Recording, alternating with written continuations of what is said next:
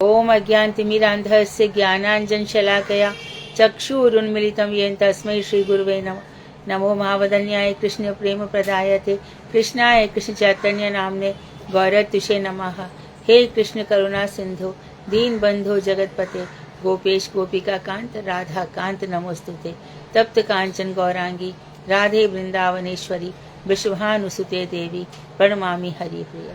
तवै वास्मि ना जीवामि त्वया बिना इति विज्ञाय राधे त्वं नय माम चन्नातिके। गुरुवे गौरचंद्राय राधिकाय तदालय कृष्णाय कृष्ण भक्ताय तद्भक्ताय नमो नमः। वांक्षाकल्पतरुश्च कृपा सिन्धुवेव च पतितानां पावनेभ्यो वैष्णवेभ्यो नमो नमः। श्री कृष्ण चैतन्य प्रभु नित्यानंद श्री अद्वैत गदाधर शिवासादि श्री गौर भक्त वृंद। हरे कृष्ण कृष्ण कृष्ण हरे हरे, हरे राम राम राम हरे हरे। मैं सर्वप्रथम मध्य गुरुपाद में पद्म परमाराधक नेत्र प्रविष्ट ओम विष्णुपाद अष्टोदर्शत श्रीमद् भक्ति वेदांत श्री नारायण गोस्वामी महाराज मध्य शिक्षा गुरुपाद में पद्म परमाराध्यतम नेत्र प्रविष्ट ओम विष्णुपाद अष्टोदर्शत श्रीमद् भक्ति वेदांत श्री वामन गोस्वामी महाराज के अभय चरणार बिंद में अनंत कोटि दंडवत प्रणाम कर उनकी अति कृपा की वांछा करती हूँ। मैं ग्रंथराज मणि श्रीमद् भागवतक मरीचिमाला तदि रचयिता ओम विष्णुपाद श्री भक्ति मुठ ठाकुर के चरणार बिंद में कोटि कोटि दंडवत प्रणाम कर उनकी ऐति कृपा की भिक्षा करती हूँ। मैं सभी वैष्णवियों के चरणों में यथायुग बंदन अभिवादन दंडवत प्रणाम करती हूँ। तो ये सारस्वत द्वारा है जो भगवान श्री कृष्ण से चली आ रही है, और विशेष रूप से जो श्रीमद् भागवत है जिसके चुने हुए श्लोक हम पढ़ रहे हैं, जो भक्तिविनोद ठाकुर ने 20 किरण चुनी है और हर विषय से संबंधित श्लोकों को भागवत में चयन किया है। तो सोचिए कि उनमें पूरी श्रीमद् भागवत कंठस्थ होगी और पूरा श्रीमद् भागवत में क्या क्या विषय कहाँ कहाँ पे लिखा है वो सब संग्रह किया होगा, तभी ये संभव रहा होगा। याद में स्कंद से ये श्लोक मिलेगा, वहां से वहां मिलेगा। हम लोग एक भी मानो हम ये भी चुनना चाहें कि भगवान श्री कृष्ण का वैशिष्ट्य देखें तो हमें नहीं पता कि भागवत के कौन से स्कंद के कौन से अध्याय में कौन सा श्लोक है। तो जो हमारे आचार्य वर्ग हैं ये चित्त जगत के होते हैं। जिस जगत से जो भगवान के लिए ब्रह्म सूत्रों का संकलन किया व्यास जी ने, तो बताया कि शास्त्र योनित्वात् भगवान शास्त्र योनि है, कि शास्त्रों से भगवान प्रकट होते हैं। तो श्रीमद् भागवत जैसे से हम आगे बढ़ते जा रहे हैं भगवान का स्वरूप प्रकट होता चला जा रहा है। भगवान हमारे उतने पास है जितने की हवा भी हमारे पास नहीं है, उससे अधिक निकट है। और यदि हम उनको, जैसे कि कल भी पढ़ा था, हम नहीं मानते तो हमसे बहुत दूर है। और लेकिन ये हमें देखो 4 प्रकार की वाणी है, परा पश्यंती वैखरी मध्यमा। तो एक है अप्राकृत वाणी जो इस जगत की नहीं है, जो इस जगत की नहीं है, जो अप्राकृत वाणी है वो तो ऊपर चली जाएगी, उसका फल ऊपर है। उसका फल क्या है? यहाँ से सब कुछ समाप्त करते रहो, ध्वंस करते जाओ, ध्वंस कर करके ऊपर विरजा नदी के कटाव को फोड़ करके हम सर्ग पढ़ रहे हैं। ब्रह्मांड कैसे बना है, कैसे ब्रह्मांड के गोलोक प्रकट हुए, कर्णिंदिया प्रकट हुई, वही सब जीवों में आ गई, वो सब ऊपर चला जाएगा। लेकिन यहाँ जो हम वैखरी वाणी बोल रहे हैं ये यहीं पे आएगी और यहीं पे फल देगी, यहीं पे मर जाएगी, ये ऊपर नहीं जाती।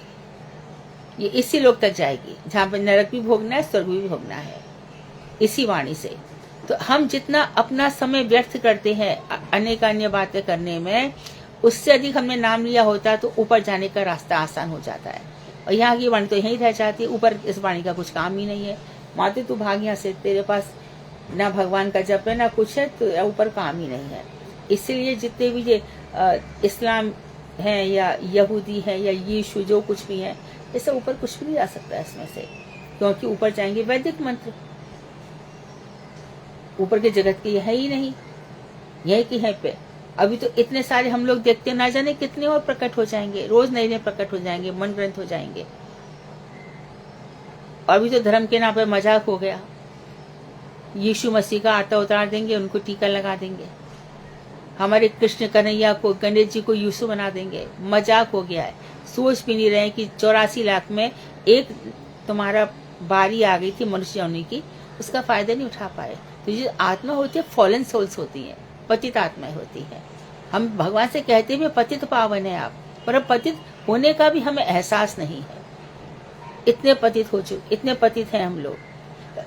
सतयुग में बहुत ध्यान की महिमा है, त्रेता में अर्चन की महिमा है, और द्वापर में, त्रेता में यज्ञ की महिमा है, द्वापर में अर्चन की महिमा है। कलयुग में नाम मात्र से हो जाता है। और देखो कलयुग में कितने पतित लोग होते होंगे कि भगवान स्वयं आते हैं महाप्रभु के रूप में, और कितने सारे सांपों का, सिंहों का। झारखंड में जाओ, रांची के पास, वहां पे देखेंगे, आश्चर्यचकित हो जाना पड़ता है कितने लोगों का महाप्रभु ने उद्धार कर दिया। महाप्रभु आते, भगवान आते भी उद्धार करने के लिए। पर महाप्रभु के समय भी देखो अमोघ लीला इत्यादि कितने ऐसे लोग थे। जो सार्वभौम भट्टाचार्य का दामाद था, ऐसे कितने लोग हैं जो महाप्रभु को नहीं समझ पा रहे थे। तो इसी समय भी बहुत कम ऐसे लोग हैं। भजन थोड़ी कोई करने देगा, ये तो निश्चित बात है कि माँ ना बाप ना पति ना पिता ना सास ना ससुर ये भजन करने थोड़ी देने आने वाले हमको। कोई भी हो, पत्नी पति के लिए पत्नी, पति के लिए पति, बेटा, बहुत ही कम ऐसे लोग हैं जिनका पूरा परिवार ही भजन करता है। और फिर भी वो परिवार में जब ज्यादा भजन होता है तो उनका भजन कोई डीप नहीं हो जाता। हाँ चलो जाते हैं, चलो सुन लेते चलो, लेकिन जो इंद्रियों से भजन है और जो भाव भक्ति है उसमें अंतर है। मन से किया हुआ भजन ही भजन होता है। चाहे कितना घूम लो फिर लो, कुछ भी कर लो, तो हर भागवत के हर एक पॉइंट पर विचार कर करके हमें चलना चाहिए। तो श्री कृष्ण ने बता दिया कि अति प्रिय जानकर हमें अपनी आत्मा से समीपी वो हमें फील होते हैं, अनुभव होते हैं। आगे बताया, यथा वैरानुबंधेन मर्त्य स्तन्मयतामियात् ना तथा भक्ति योगेन इति मे निश्चिता मतिः। वैरानुबंध के द्वारा मनुष्य जिस तन्मयता को प्राप्त करता है वैसी तन्मयता वैदिक भक्ति द्वारा भी प्राप्त नहीं हो सकती, यह मेरा निश्चित मत है। बहुत बड़ी बात कह दी। कभी कभी वैर अनुबंध के द्वारा, जैसे कि रावण ने दिन रात सोचता रहता था, शिशुपाल वैर के द्वारा इनका इतना चिंतन था। अच्छा देखो, भगवान ने चक्र तो अपना पहले से भेज रखा है, चक्र यहाँ घूमता रहता है भक्तों की रक्षा के लिए, इसलिए भक्तों पर अत्याचार हो नहीं पाता। आप देख लीजिए, भक्तों पर कोई मुसीबत आती जरूर है, निकल जाती है, टच करके निकल। अभी तक के इतिहास में ऐसा ही हुआ है। रात का पंखा तेज करना जरा। तो नामे भक्त प्रणश्यति, मेरा भक्त नष्ट नहीं होता, ये भगवान ने कहा है। अच्छा, भगवान है ना, कभी गीता के माध्यम से, कभी किसी माध्यम से अपनी बातें बताते रहते हैं, अपने तत्व ज्ञान का उपदेश देते रहते हैं। गोपियों के पास भी उद्धव के द्वारा संदेश भिजवाते रहते हैं, परंतु रागानुभक्ति में भगवान का यह संदेश ठहरता नहीं है। राग इतना अधिक है, लेकिन ये द्वेष है। तो द्वेष में जो कहते इतनी तन्मयता, बात क्या है कि भगवान के प्रति तन्मय हो जाना। तन्मय हो जाना क्या, पूरा की पूरा मन उनमें लग जाना। और उसमें उदाहरण दिए जाते हैं, जैसे कि बतस्वक्ति में आता है, यथा ये जो क्षुधार्ता बस है, भूख से व्याकुल जो बछड़ा है अपनी माँ की प्रतीक्षा करता है, और जैसे अजात पक्ष भी मात्रम खगा, और अजात पक्ष जिस पक्षी के पंख उत्पन्न नहीं हुए हैं, अर्थात जो स्वयं उड़कर दाना ला नहीं सकता है, ऐसा पक्षी अपनी माँ की प्रतीक्षा करता है। और जिस प्रकार से प्रियतमा, इसका प्रियतम चला गया है प्रवास में, उसकी प्रतीक्षा करती है, ऐसे ही मैं भगवान के लिए व्याकुल रहता हूँ। तो ये जो मन तन्मय हो गया है, इसी प्रकार से बैर भाव, ये कृष्ण मुझे मारेगा, कृष्ण मुझे ऐसा करेगा, कृष्ण मुझे ऐसा करेगा, इस तरह से दिन रात सोते बैठते उठते जागते कंस को, शिशुपाल को इत्यादि को। तो यहाँ पे भावावेश में आकर कह रहे हैं कि बैर भाव से जैसी तन्मयता होती है, मैं समझता हूँ वैदिक भक्ति से ऐसा नहीं हो सकता। कारण वैदिक भक्ति में इंसान सोचता है, जैसे कि चतुर्थ शिक्षा मत में पढ़ा था कि व्यक्ति या तो भय के कारण भक्ति करता है या कर्तव्य बुद्धि से करता है। राग से तो बहुत कम लोग करते हैं, या फिर विधि से। कर्तव्य बुद्धि, मुझे शास्त्र में ऐसा करना चाहिए, और कभी कभी उत्कंठा, चलो भक्ति करके देखते हैं क्या होता है, मंदिर जाके देखते हैं क्या होता है, लेकिन राग से बहुत कम करते हैं। तो वैदिक भक्ति में मेरा सुबह 5 हो गया, मेरी 16 माला हो गई, फिर कुछ नहीं, अब जो माना मैं कर लूँ, अब मैं सो बैठूँ, हे माला हो गई, चलो पूरी, अंतिम इतनी माला रह गई, ये हो गया पूरा। इसके बाद किसी से कोई रिलेशन नहीं है। तो वैदिक भक्ति में तन्मयता नहीं रहती, रागात्मिका भक्ति में होती है। दिन रात उनकी चिंता रहती है। जैसे कि हम कल भी प्रकोष्ठ की बात कर रहे थे, ब्रज में प्रकोष्ठ है, यशोदा जी है। अब यशोदा जी के जो लालन है, बालक तो है ही ना, बालक से वो बड़े भी हुए, पौगंड अवस्था भी आई है, पौगंड अवस्था के बाद कैशोर अवस्था भी आई है। जैसा कि हमने जैव धर्म में भी पढ़ा, उस दिन में पढ़ा है, प्रथम कैशोर, द्वितीय कैशोर, प्रौढ़ कैशोर, इस तरह से। तो यशोदा का क्या, जब बच्चा बड़ा हो जाता है तो क्या माँ का प्यार कम हो जाता है क्या? तो यशोदा का भी नहीं होता, बल्कि तो यहाँ पे हो जाएगा। इधर जैसी शादी हो गई, माँ का अविवाहित बच्चे से प्रेम ज्यादा हो जाता है और विवाहित बच्चे के प्रति कम होने लगता है। हाँ, उसके बच्चे हो गए, नाती पोते, उनमें ज्यादा उसकी रुचि हो जाती है। इसी प्रकार से यहाँ पर क्या होता है, यशोदा जी का प्यार अलग टाइप का है। जैसे से कृष्ण बड़े होते जाते हैं, उत्तरोत्तर और ज्यादा उनका प्रेम बढ़ता चला जाता है। कृष्ण का हर बेस यशोदा जी को अच्छा लगता है, और जबकि संसार में ऐसा होता है। तो वैरानुबंध, तो यहाँ पर भक्ति बता रहे कृष्ण कि वैरानुबंधन से जितनी तन्मयता होती है, उतनी तन्मयता विधि भक्ति से नहीं होती। श्रीमद् भागवत के 60वें स्कंध के प्रथम अध्याय में बताया, एवं कृष्णे भगवती माया मनुज ईश्वरे वैरेण पूत पापमात्मा तामा पुरनु चिंतया। लीला के द्वारा मनुष्य जान पड़ने वाले। अब इस चीज को भी अच्छी तरह से समझ लो। माया मनुष्य, भगवान ने क्या किया, माया से नरवत लीला करी। भगवान की नर लीला में माधुर्य बहुत है। जबकि क्या हुआ, और पुराणों में भगवान श्री कृष्ण की बातें सामने नहीं आ पाई। भगवान श्री कृष्ण की भगवत्ता तो बताई, विष्णु की भगवत्ता बताई, शिव जी की भगवत्ता बताई, और देवी देवताओं की भी भगवत्ता बताई कि भैया इनके अंदर बड़ी शक्तियां हैं। कृष्ण की ऐश्वर्यमय शक्तियां तो बहुत बता दी, माधुर्यमय शक्तियां इतनी नहीं बता पाए। और कृष्ण के अंदर क्या है, माधुर्य बहुत है, इसलिए व्यास जी का मन खिन्न हुआ।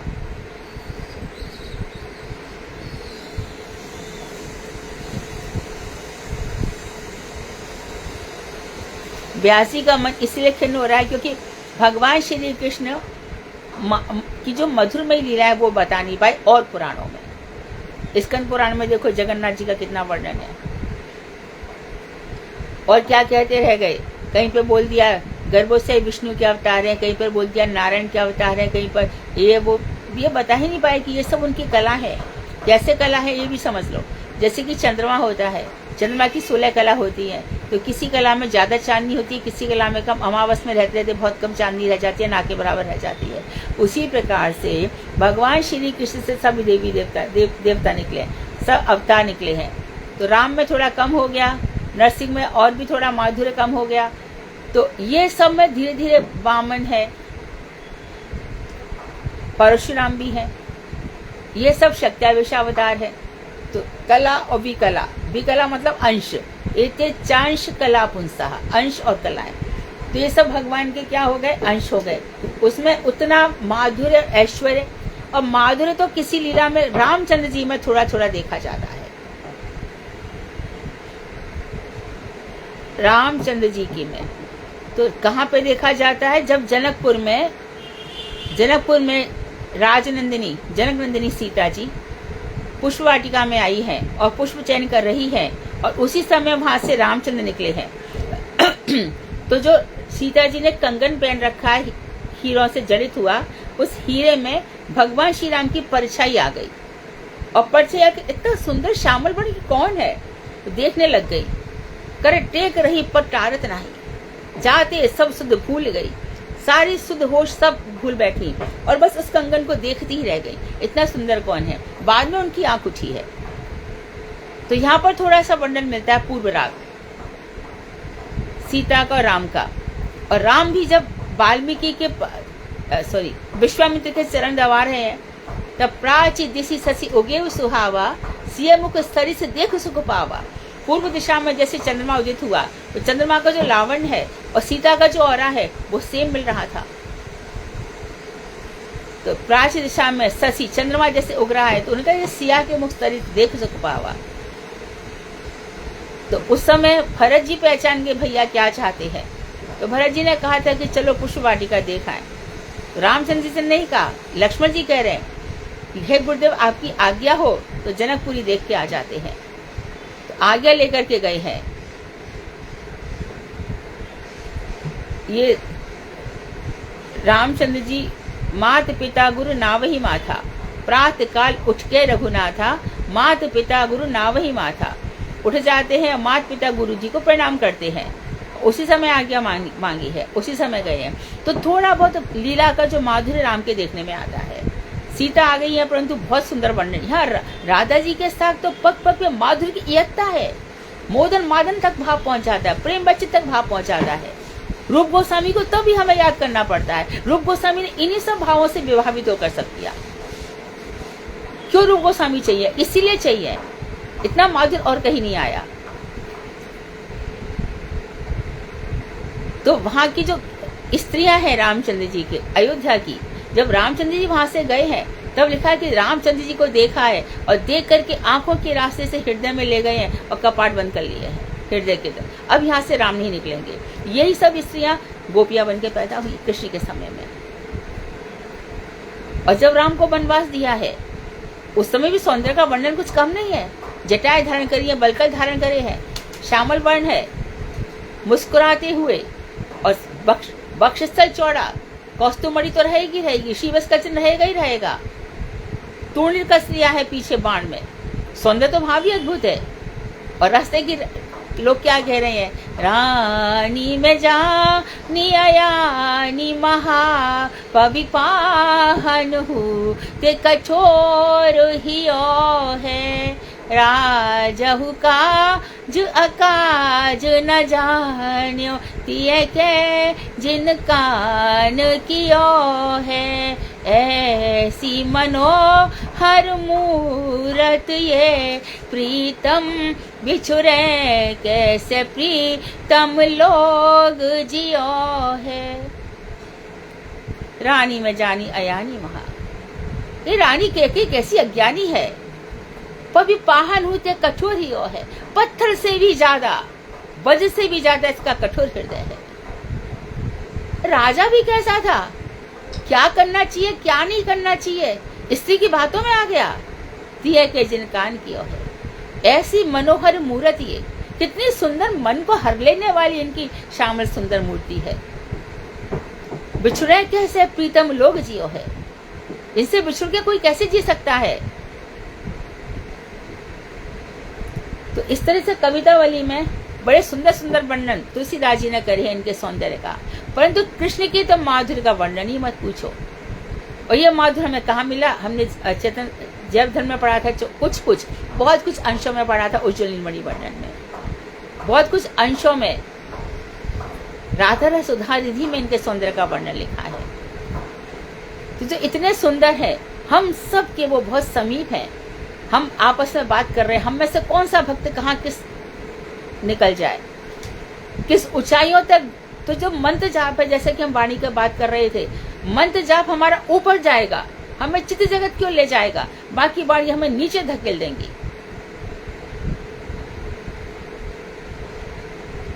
तो कृष्ण स्वयं अपनी कथा सुनना चाहते हैं, उन लोगों से नहीं जो कर्मकांडी, वो उनसे भागवत मत सुनना। जो मायावादी हैं उनसे भागवत मत सुनना, सुना सुनाया भी सब बराबर हो जाएगा। जो शुद्ध वैष्णव है, कृष्ण भक्त हैं, उनके पास ही हमें जाना पड़ेगा।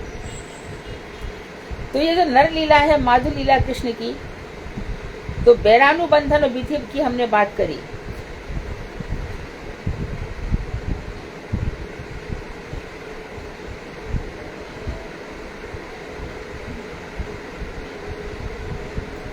अब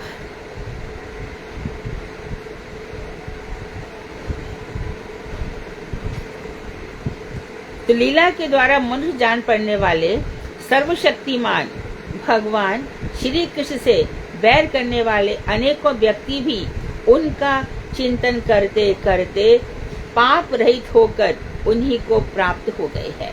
तो उनके चिंतन से हमने कैसे बताया कि धीरे धीरे गड्ढा खोदते जाओ, सब साफ होता जाएगा, नीचे का निर्मल पानी तैर आएगा। इसी प्रकार हमारे अंदर जो पाप का और पुण्य का, दोनों का पुंज खत्म होना चाहिए।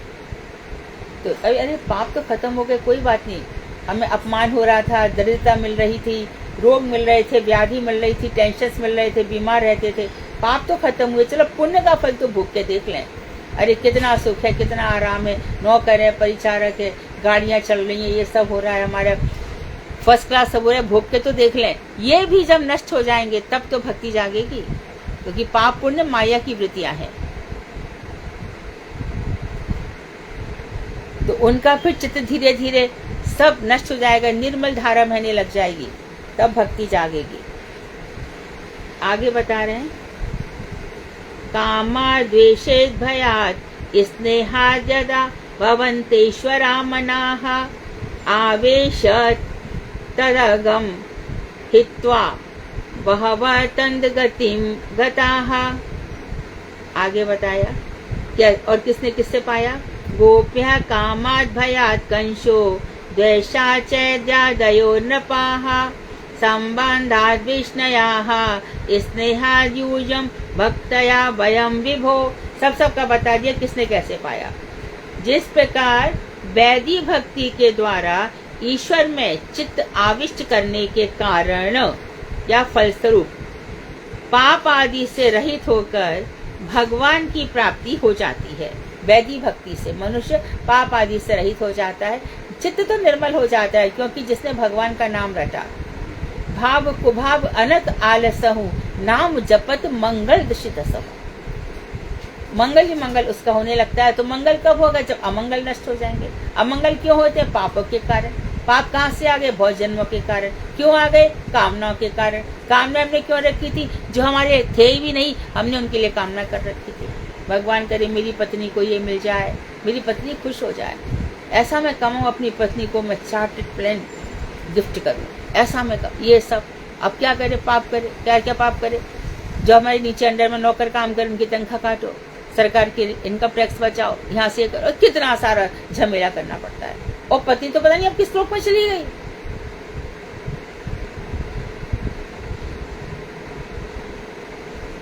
बच्चे के लिए मुझे विदेश भेजना है, वहां पे इसको पढ़ाना है, भेज दे भैया विदेश। विदेश आता है क्या कोई विदेश से वापस?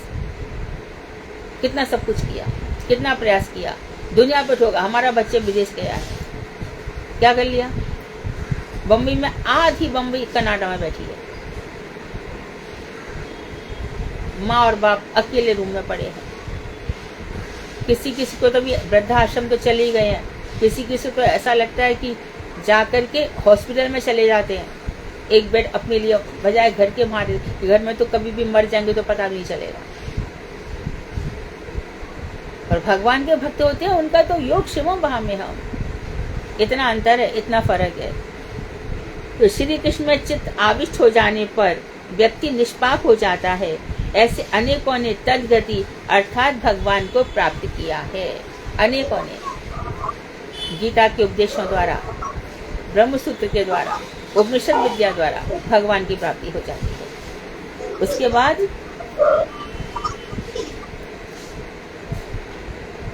तद्गति भगवान की गति को प्राप्त किया है।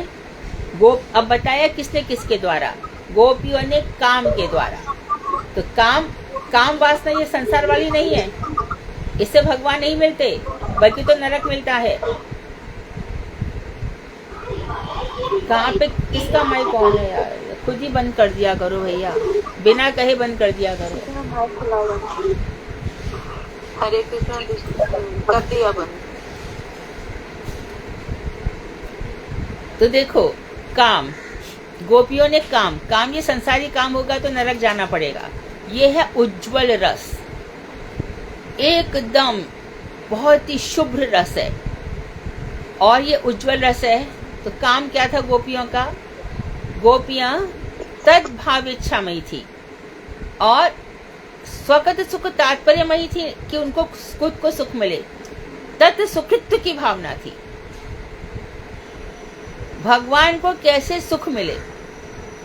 यदि गोपियां कमर में हाथ रखकर सुंदर सुंदर आंखों से, मृग नयना है, तिरछी तिरछी नजरों से भगवान श्री कृष्ण को क्रोध के कारण लाल हुई आंखों से कृष्ण को देखती है, तो कृष्ण अपना तन मन सब उन पर वार देते हैं। इतना उज्जवल है ये। इसलिए भागवत का श्लोक का प्रारंभ कहाँ से होता है? जन्माद्यस्य यताः, जन्मादि अर्थात सृष्टि स्थिति संहार जिनसे होते हैं, वहीं से ये उज्जवल प्रेम रस आया है।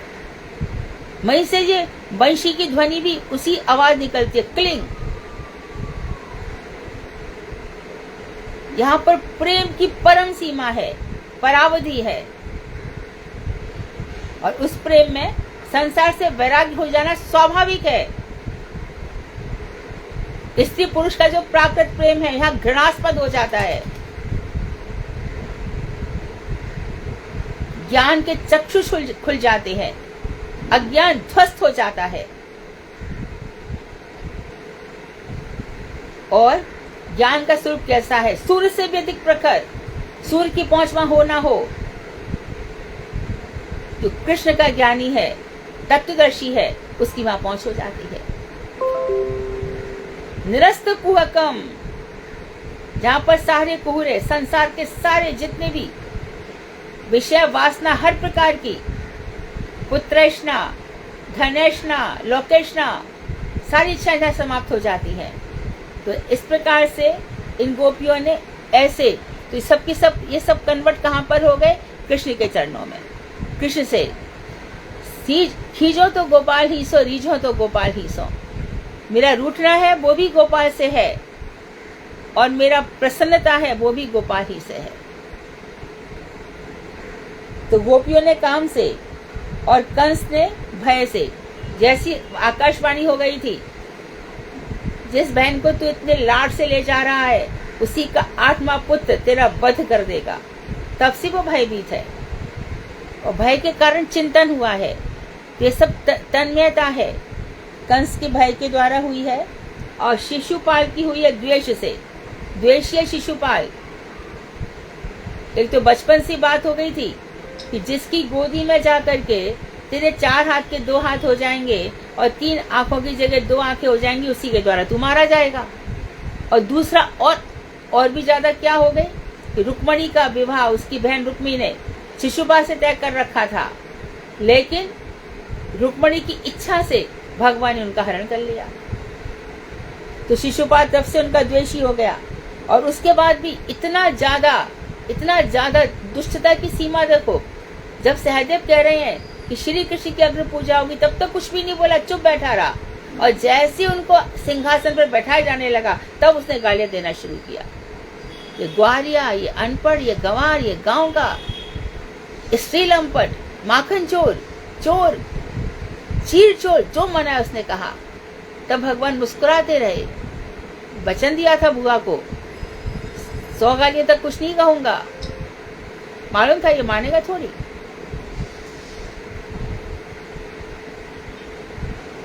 तो उसके द्वारा वृष्णि जनों ने संबंध से, वृष्णि मतलब वार्ष्णेय मतलब यादव, कौन? यदुवंश में कौन हुए? ययाति की कथा पढ़ेंगे। ययाति में यदु हुए। ययाति ने क्या किया? अपने पुत्र यदु से क्या मांग लिया था? यौवन। तृप्ति नहीं हो रही थी, यदु से यौवन मांग लिया, यौवन का भोग किया, बाद में बहुत पश्चाताप किया, जीवन बर्बाद हो गया। उसी यदुवंश में वसुदेव हुए, शूरसेन हुए, शूरसेन का बेटा वसुदेव हुआ, तो इनको शौर्य वंश भी कहते हैं। ये यादव वंश है। अब जो ब्रज में होगा वो गोप वंश है। इसलिए कृष्ण 2 वंशों को लेकर चल रहे हैं, गोप वंश भी और यदुवंश, या इसको वृष्णि। इसने संबंध से कि हमारे संबंधी है।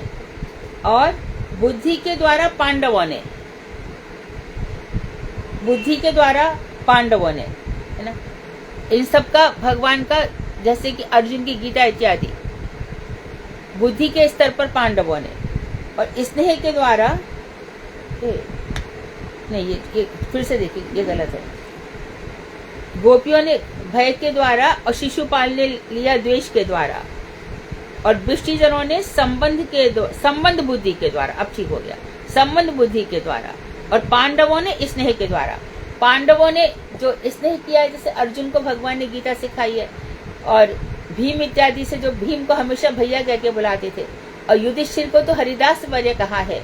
तीन जो हरिदास हैं, युधिष्ठिर, उद्धव और गिरिराज जी। तो फर्स्ट नंबर पे गिरिराज जी, हरिदास वर्य गिरिराज जी को कहा, सेकंड पे उद्धव जी रहे, और थर्ड पे युधिष्ठिर रहे।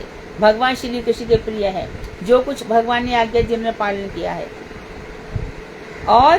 और हम अर्थात नारद कह रहे हैं, हम लोग ऋषियों ने वैदिक भक्ति के द्वारा श्री कृष्ण को प्राप्त किया है। भक्ति विनोद ठाकुर ने खोल के रख दिया, वैदिक भक्ति के द्वारा। मतलब क्या, नारद जी आज तक, अब गोवर्धन में चले जाओ, नारद कुंड है, गोपी भाव की तपस्या के लिए प्रार्थना कर रहे हैं। इसे गुरुदेव के लेक्चर्स में कभी कभी आ भी जाता है कि नारद जी को गोपियों की शरण पाने के लिए हमेशा लालयित रहते हैं।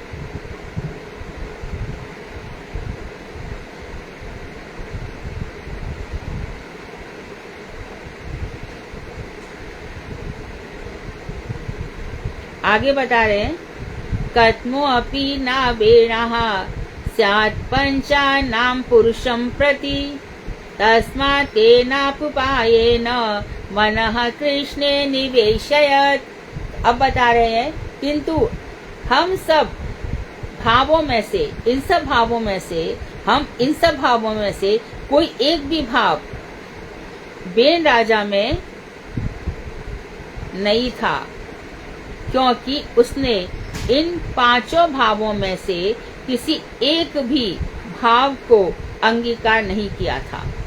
बेन राजा की बात कर रहे हैं। राजा बेन, उसकी माँ सुनीता ने उसको बहुत दिनों तक रखा संभाल करके। बाद में क्योंकि अराजकता हो गई थी, जो मनमानी राजकाज छोड़ करके व्यभिचार करता था, तो उसका मंथन किया गया बेन राजा का, और मंथन करके फिर राजा प्रथु हुए थे। तो इसी का वर्णन कर रहे हैं, वह केवल इन सभी भावों के प्रति उदासीन था, इसीलिए उसे सदगति की प्राप्ति नहीं हुई। तो सदगति की प्राप्ति किसको होगी? ना कर्मी को होगी, ना ज्ञानी को, ना ध्यानी को, किसी को भी नहीं होगी। सदगति की प्राप्ति खाली कृष्ण से होती है, और कोई रास्ता ही नहीं है। जिसने सारा संसार बनाया है, उसने कह दिया कि मैं ही तुमको बचा सकता हूँ, मेरा ही भजन करो। अतएव निष्कर्ष यह है कि किसी भी एक उपाय से, प्रेम से, स्नेह से श्री कृष्ण में मनोनिवेश करना चाहिए। मन का निवेश, मन को उनमें लगा देना चाहिए। बड़ा आनंद है, हम सच्चिदानंद के अंश हैं। दुख किस बात का है? यदि भगवान हमारे जिसके अंश हैं हम, वो सत्य चित्त और आनंद स्वरूप है, तो हम भी तो वही उनके ही तो अंश हैं। हम भी सत्य, सत्ता हमारी है। इस शरीर में रखे चाहे किसी और शरीर में रखे, चित्त हमेशा चेतन है, ज्ञान है, कृष्ण की कॉन्शियसनेस में रहते हैं और आनंद स्वरूप है। आनंद का अंश, तो दुख किस बात का है? संसार की कामना होगी तो दुख होगा। कामना कर रखी है कि मुझे ये मिल जाए, मुझे वो मिल जाए, और बैठे ठहले और कामना नहीं तो मुझे ये ऐसा पति होता, ऐसी पत्नी होती, ये फालतू की बात है। और कुछ नहीं तो किसी से दिल लगा बैठे, ये सब फालतू क्यों करना? ये सब स्ट्रांग रह के जियो। कृष्ण भक्त हो ना, कृष्ण भक्त धर्मवीर होते हैं, दयावीर होते हैं, कामवीर, सब तरह से। कहाँ वो कहीं नष्ट होते हैं क्या? शेर होते हैं। तो जहाँ है तो किसी भी एक उपाय से भगवान श्री कृष्ण में अपने मन को लगा देना चाहिए। मन हमारे कंट्रोल में रहे और ले कहीं भी दौड़े, कृष्ण ये आपका है, मन कृष्ण आपका है, आप करो, आपको जो करना है करो, ये शरणागति है। तो जहाँ यह विचारणीय है कि श्री कृष्ण के प्रति जीव की प्रवृत्ति दो प्रकार की होती है। एक तो हो गया विधि विचार से कृष्ण भक्ति होती है, भैया इतना सब सुन करके कृष्ण के बिना कोई रास्ता नहीं है, तो विधि भक्ति हो गई। और दूसरी है रागोत्तेजित होकर कृष्ण भक्ति होती है। उन्हीं से इतना राग और इतना प्रेम हो जाता है, दिन रात उन्हीं की कथाएं, नाम गाने सदा रुचि। भगवान श्री कृष्ण का नाम चलता है, गान चलता है। आप लोग गाते हो ना बंगाली भजन, कितना आनंद आता है। रोंगटे खड़े हो जाते कि नहीं हो जाते? क्योंकि उन भक्ति विनोद ठाकुर, रोचनदास ठाकुर ने अनुभूति की हुई है, तभी तो ये भजन लिखे हैं। हम गा भी रहे हैं और हमें लाभ भी नहीं हो रहा। मुझे जो अच्छा लग रहा है वो नहीं, सबको जो अच्छा लग रहा है वो सोचना चाहिए। हम गाएं तो वैष्णव भी तो खुद सुन रहे हैं कि नहीं सुन रहे, और कौन सुन रहा है? इसलिए प्रेजेंटेशन ऐसा होना चाहिए कि गुरु वैष्णव हमसे, हमारी कथाओं से प्रसन्न हो, हमारी गान से प्रसन्न हो। राग चित्त का स्वाभाविक धर्म है, प्रेम बिना तो कोई रह नहीं सकता। कोई भी ले लो, चूमा चाटी सब जगह चलती है। गैया को ले लो, बछड़े को ले लो, घोड़ा को, घोड़ी को, कबूतर को, चिड़ियाओं को, जिसको भी ले लो, बंदर बंदरिया, सब जगह ये देखा जाता है।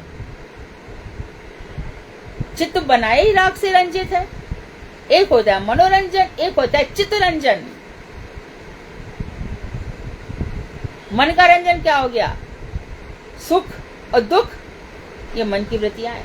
संकल्प और विकल्प, किसी को दुख हो रहा है, पड़ोसी, अरे पड़ोसी धर्म निभा रहे, क्या पड़ोसी के यहाँ पे अभी मर गए, 12 दिन तक रोज आ रहे हैं, वहां पे बैठे हैं, और जितने भी रिश्तेदार, चाय आ रही है हमारी घर से, रुको चाय हम दे रहे हैं, सब यहाँ से आ रहा, यहाँ से कुर्सा चाहिए ले जाओ, ये चाहिए ये ले जाओ, ये गए चाहिए ले जाओ, पूरे टाइम लग गए, कृष्ण को भूल गए।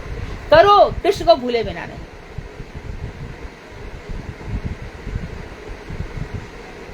अपना धर्म भी भूल गए, अपना नित्य पाठ भी भूल गए, इतनी देर बीच में मर गए, अब क्या, कौन बचाएगा? इसलिए मन को और चित्त को अपने पास रखो, करो, सब कुछ करना, कोई मना नहीं करता। अपना पूरा भंडारा खोल दो ना, दे दो ना, चित्त और मन किसी को मत देना भगवान के अलावा, वो भगवान का रहे।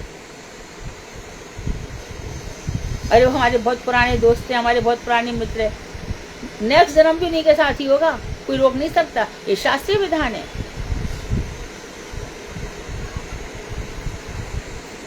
तो राग चित्त का स्वाभाविक धर्म है, और ये राग से अनुरक्त हमारा चित्त, ये कारी चुंदरिया चढ़े ना दूच और रंग, ये भगवान के रंग में ही रंगी जानी चाहिए।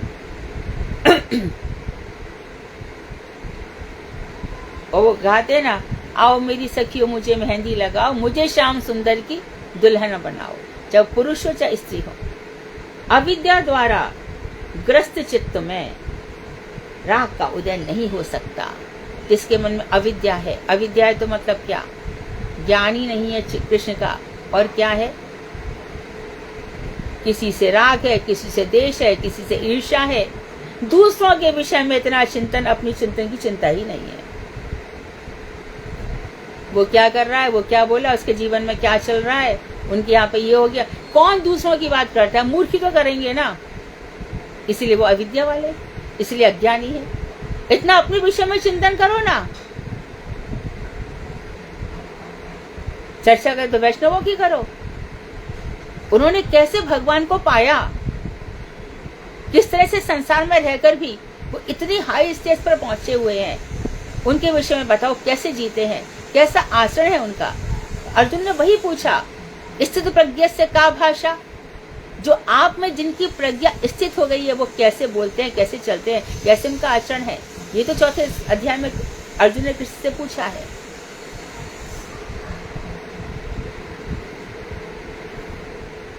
तो अविद्या से ग्रस्त चित्त में भगवान के प्रति प्रेम नहीं होता।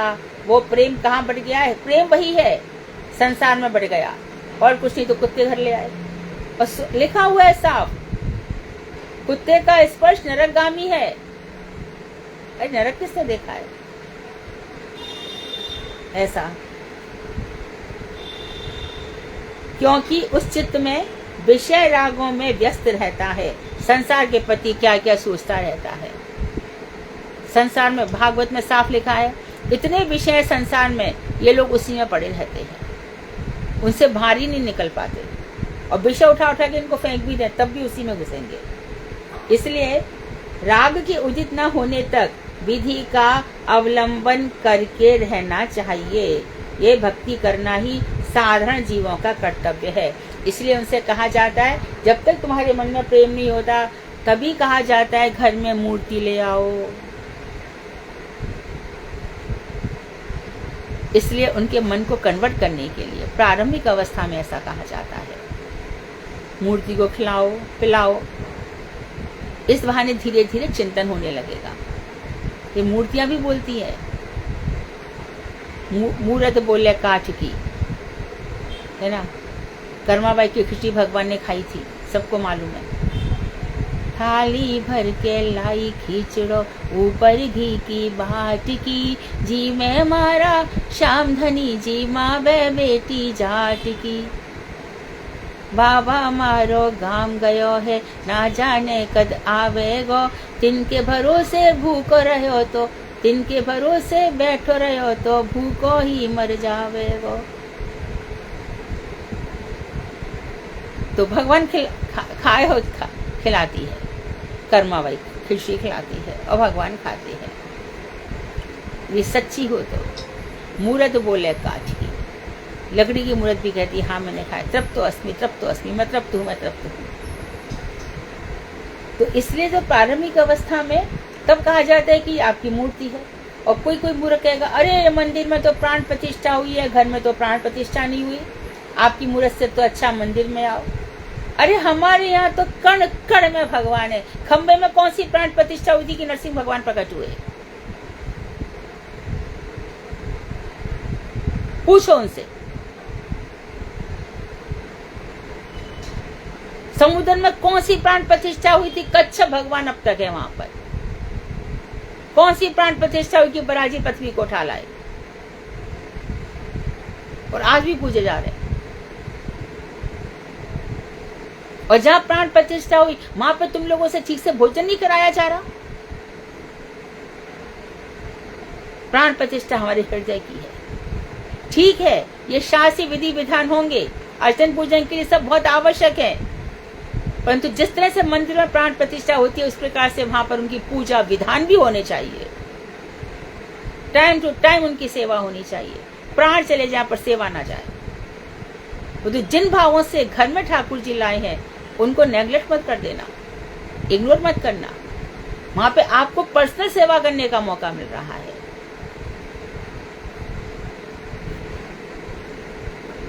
और वैसे भी मठ मंदिरों में अब जैसे पुजारी है, पुजारी को विधान बताया गया है, वो किसी का स्पर्श नहीं करेगा, वो शौच आदि से निवृत्त होकर के स्नान करके साफ सुथरे वस्त्र पहनेगा। वो बाहर के आए हुए बाजार से, द्वारकाधीश मंदिर में हमारे पड़ोस में जो रहता है वो रसोई बनाता है, तो जब बाहर आता है तो सारे कपड़े उसके बदल जाते हैं। वहां पे जाके पहले मंदिर में कितनी भी इन दिनों सर्दी में छिटूर रहा है, नहाना पड़ता है, नहा के फिर मंदिर के कपड़े पहने जाते हैं। तो भगवान की जो सेवा है, हरि भक्ति विलास किसी से पकड़, जो सनातन गोस्वामी में लिखा है कि किस तरह से पूजा के विधान होते हैं, कोई पढ़ना तो करना तो बहुत दूर की बात है, पढ़ भी नहीं पाता उसे। इसलिए भाव भक्ति बहुत अच्छी है। तो उस समय क्या करना चाहिए कि उससे जिस भक्ति का उदय होता है वह अति प्रबल एवं प्रार्थनीय है। साधा जीवों का कर्तव्य है, किंतु राग स्वाभाविक धर्म है। प्रेम से जिस भक्ति का उदय होता है इस राग के कारण, वह अति प्रबल एवं प्रार्थनीय है। जो प्रेम है, कौन पावे जाको पार, प्रेम नदिया की सदा उल्टी बहे धार। अब प्रेम जैसा हो वैसा ही चलता है भाई।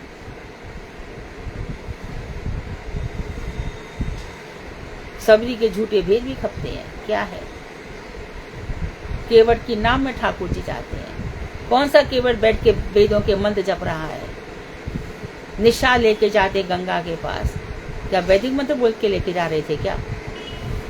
यहाँ तब भी बिल्व मंगल जा रहे हैं कृष्ण कर्णामृत में, रास्ते भर कृष्ण को गीत सुनाते जा रहे हैं, तब भी कह रहे कि बिल्व मंगल। विश्वराजपति ठाकुर लिख रहे हैं बिल्व मंगल भी साधक भक्त है जो दिन रात कृष्ण का भजन कर रहा है। उसके बाद भी राधा जी का अनुगत्य नहीं है, तो गोलोक धाम में पहुंच कैसे होगी फिर? उन लोगों का क्या जो कह रहे हैं कि राधा ही शिव है,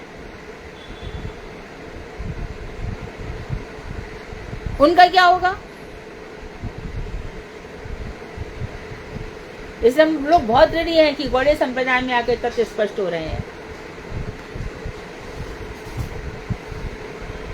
काम, द्वेष, भय, संबंध बुद्धि एवं स्नेह ये सब राग के सारूप्य, अनुकूल एवं वैरूप्य प्रतिकूल भाव है। तो द्वेष एवं भय ये दोनों तो प्रतिकूल है, राग के वैरूप्य मतलब विरूपता करने वाले हैं, प्रेम में वैरूप्य डालने वाले हैं। इसलिए शिष्ट अर्थात भक्त लोगों को इनका अनुकरण नहीं करना चाहिए, अर्थात ना तो भगवान से डरना चाहिए और ना ही भगवान से द्वेष करना चाहिए। अरे बड़े द्वेषी हैं। देखो प्रभुपाद जी तो यहाँ तक का आश्चर्य होता है कि जो लोग भी भगवान को बिना भोग दिए अपने आप खा रहे हैं, होटल जा रहे हैं, अरे तो वो सबसे बड़े द्वेषी हैं कृष्ण के। अरे कृष्ण ने क्या पाया होगा जो हम पा रहे हैं। और एक मूर्ख लड़का 5-7 लड़कियों से दोस्ती करता है, अरे कृष्ण ने क्या रास किया होगा जो हम कर रहे हैं। ये द्वेषी है, इन लोगों का नरक है।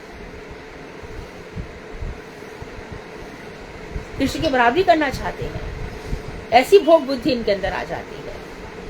भगवान श्री कृष्ण हमारी प्रसन्नता के लिए सब करते हैं। गोपियां ऋषि चलिए, मुनि चलिए, 67,000 वर्ष तपस्या करके उन्होंने इस पदवी को पाया है।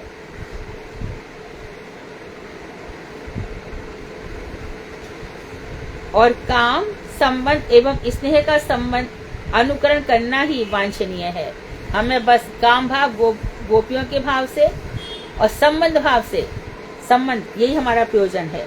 उसमें भी जो श्री कृष्ण के प्रति गोपियों का जो शुद्ध मधुर राग है, वही श्री कृष्ण चैतन्य महाप्रभु को अत्यंत प्रिय है। अनर्पित शर्म चिरात करुणे अवतीर्ण कलो समर्पितो मुन्नतो जो रसम स्वभक्ति श्रेयाम। जो अपनी भक्ति की श्री है अर्थात मंजरी भाव है, वही महाप्रभु को अत्यंत प्रिय है। जो बहुत समय से विलुप्त हो गया था, महाप्रभु उसी को देने आए थे। सदा हृदय कंदर इस पर तुआ शचि नंदना, मेरे हृदय रूपी कंदरा में। यहाँ पे क्या है, एक सुंदर सा मंदिर है हमारे मन के अंदर। वहाँ पे ठाकुर जी का निकुंज है, निवृत्त निकुंज है। वहाँ पे हमारे गुरु जी बैठे हैं, हमारे वैष्णव ठाकुर, सबका आना जाना लग रहा है। और वहीं पर ही हम अपने हृदय की पुष्पांजलि लेकर के जा रहे हैं। हृदय तो निकाल के दे नहीं सकते, हृदय का पति क्या पुष्प है, पुष्पों को लेकर के जा रहे हैं। इतने सुंदर भावों से एक छोटी सी बालिका है और कोई नहीं है, इतने वहां पर प्रवेश है जहाँ पर उन लोगों के आंखों से परम परम परम अनुराग हमारे प्रति बरस रहा है। कब होगा ये? जब वहीं का चिंतन होगा, वहीं का ध्यान होगा, वहीं का पाठ पूजा होगा, वहीं का सब कुछ होगा। इसलिए गौड़ीय वैष्णव उन्हीं का अनुसरण करते हुए राग अनुगा भक्ति का अनुष्ठान करते हैं। गौड़ीय वैष्णव कौन सी भक्ति करते हैं? रागानुगा। रागानुगा में भी राग तो सबके अंदर है। रूपानुगा, रूपानुगा में क्या होता है? पर किया रस राधा जी का अनुगत्य में। रूपानुगा, राधानुगा, इस तरह से होता है।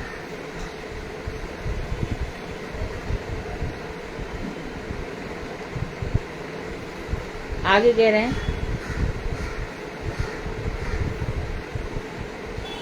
संबंध लक्षण युक्त राग भक्ति का अनुशीलन करते हैं। करने से रागानुगा भक्ति होती है। राग अनुगा, राग के पीछे पीछे चलने वाली रागानुगा भक्ति, चाहे वो मधुर रस से हो, बासल रस से हो, सख्य रस से हो, दास रस से हो, शांत रस से हो। वृंदावन में शांत रस है नहीं, परंतु होगा तो सही, अभाव तो हो नहीं सकता। 5 रसों का वर्णन है तो होगा ही चाहिए। यमुना नदी के किनारों पर जितने भी यमुना के कूल हैं, तट हैं, किनारे हैं, कगार हैं, उनके अंदर जो रेती है, रेतियों के कण में शांत रस तो है, साथ ही साथ पूरा मधुर रस भरा पड़ा है। तभी तो वहां की चिन्मय रज है। तो श्री कृष्ण को उस रस में चढ़ने में आनंद आता है।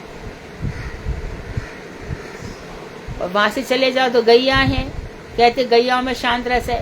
शांत रस है तो दूध नहीं दे सकती वो, उनमें बासल रस भरा पड़ा है। तो वृंदावन में शांत तो है ही, शांत के ऊपर ये भी रस है। गैया में बासल रस भरा पड़ा है। और बछड़े उनमें क्या शांत रस है? कन्हैया के साथ खूब सख्य रस भरा पड़ा है। कन्हैया जब मन में आए उनकी पूंछ हिला देते हैं और कभी उनके पैर हिला देते हैं, उनके साथ खेल खेलते हैं।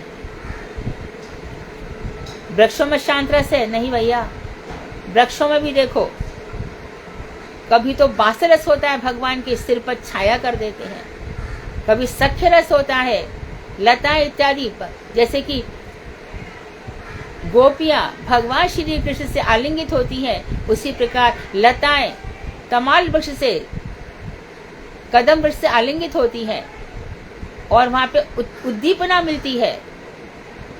रत्नवेदी की तरफ चले जाओ, कितनी गोवर्धन में कितनी जो लताएं हैं वो कदम वृक्ष से आलिंगित हैं, तो वो भी मधुर रस देती है। और वर्षा और शरद ऋतु के वर्णन में आया श्रीमद् भागवत के 20वें 21वें अध्याय में, 20वें अध्याय में विशेष रूप से, कि जब बलराम जी को लेकर के कृष्ण जा रहे हैं तो कहते बलराम भैया देखो, लताएं झुक झुक कर आपके चरणों में प्रणाम कर रही हैं। तो ये सभी रस भरे पड़े हैं। तो इन सब को सुनने के साथ ही अब ये सब जो सुन लिया जाता है ना, वृंदावन की महिमा ऐसी है, अब वृंदावन जाके देखो कितना आनंद आता है। पूरी वृंदावन, प्रबोधानंद सरस्वती ने वृंदावन की महिमा में जो लिखा है, श्रीमद् भागवत के 10वें स्कंद के 87वें अध्याय में, 87वां अध्याय हो गया क्या? वेद स्तुति।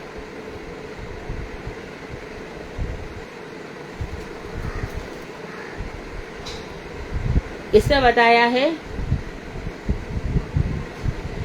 निभृत मरुन मनो सुदृढ़ योग युगो हि दिया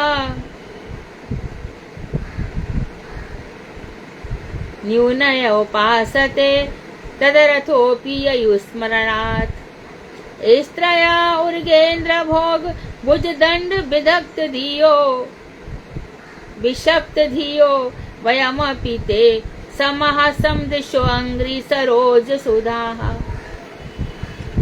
वही बात फिर से बताई, मन, इंद्रिय और प्राण वायु को वश में करके दृढ़ रूप से योग युक्त हृदय में मुनिगण आपके जिस तत्व की उपासना करते हैं, किस किस को कंट्रोल में करके? मन को कंट्रोल में करके।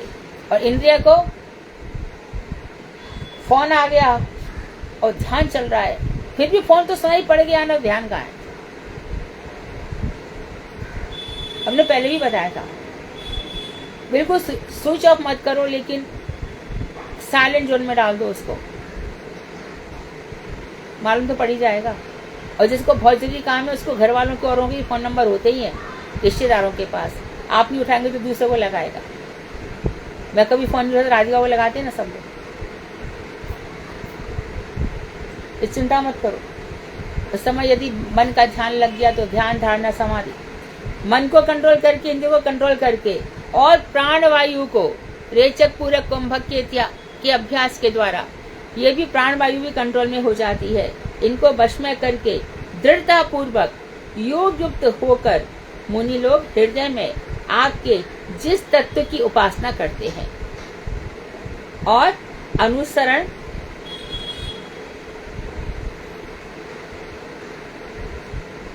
और फिर बताया जो असुरगण है वो शत्रु भाव से आपका स्मरण करते हैं। तो मुनियों का चिंतन इस तरह से होता है, असुर भी आपका चिंतन करते स्मरण करके आपके, वो भी बताया कि असुर भी आपके द्वेष भाव से आपको प्राप्त कर लेते हैं। जितने भी असुर हैं सब बैकुंठ चले जाते हैं, पत्थर की तरह पड़े रहते, वो बात अलग है, भाव नहीं है ना, उनको भी वो लोक मिल ही जाता है। ब्रज की स्त्रियों ने उनके सर्पणाकृति भुजदंड में आसक्त चित होकर भगवान का जो ब्रज, दो गोपियों के बीच में एक एक कृष्ण थे, अथवा ऐसा भी वर्णन है एक एक गोपी एक एक कृष्ण। जब भगवान अपनी सर्पाकृति भुजाओं को गोपियों के स्कंध देश में, स्कंध देश कंधे पर रखते हैं, तब गोपियां उन्हीं की स्मृतियों में डूबी रहती हैं, उन्हीं स्पर्श की भावना में डूबी रहती हैं। तो उन्हें प्राप्त किया इन गोपियों ने। हमने भी उन्हीं का अनुसरण करते हुए उन्हीं के समान एकांत भाव से। कौन कह रहा है? श्रुतियां, श्रुति स्तुति कह रही है, वेद मंत्र कह रहे हैं। श्री कृष्ण के श्री चरण कमल की सुधा अमृत मकरंद का को प्राप्त किया है। तो जिस तरह से गोपियों ने प्राप्त किया है, जिस तरह से असुरों ने प्राप्त किया है, जिस तरह से मुनियों ने प्राप्त किया है, हमने क्या किया? हमने आपके चरण कमलों की पूजा की है।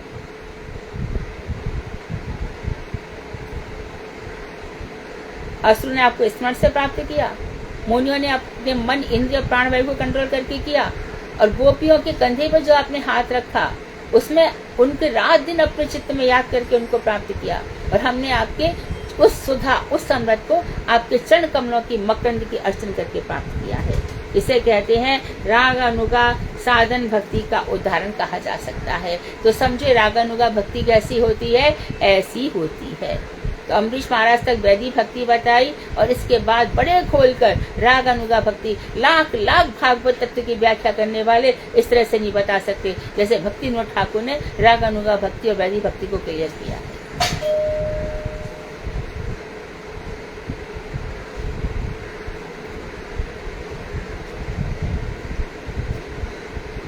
राधिका, एक मिनट भैया, कुछ लाए हो आप? ओटीपी है क्या?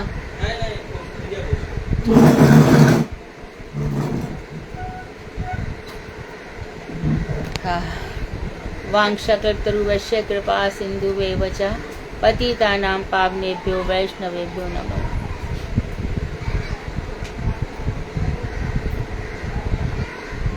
हरे कृष्णा दीदी, प्रणाम। हाँ, हरे कृष्णा दंडवत।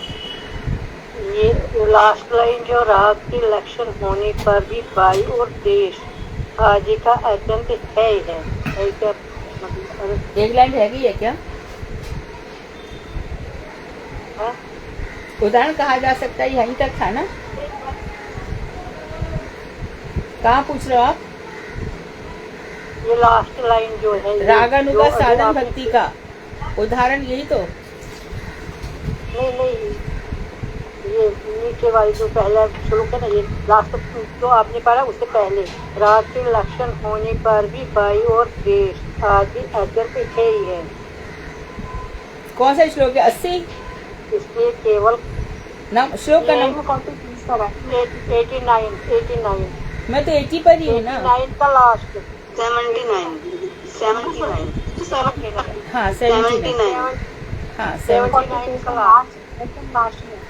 हाँ, भय और द्वेष आदि अत्यंत हेय है। हेय मतलब छोड़ देने योग्य है। ये बताए कि ये राग के लक्षण है, लेकिन जिसमें भय और द्वेष है इनको छोड़ देना चाहिए। हेय मतलब त्यागने योग्य है। इसलिए केवल काम और संबंध लक्षण युक्त राग भक्ति का अनुशीलन करना चाहिए। इसे करने से रागानुगा भक्ति होती है, काम से और स्नेह से। यही ना?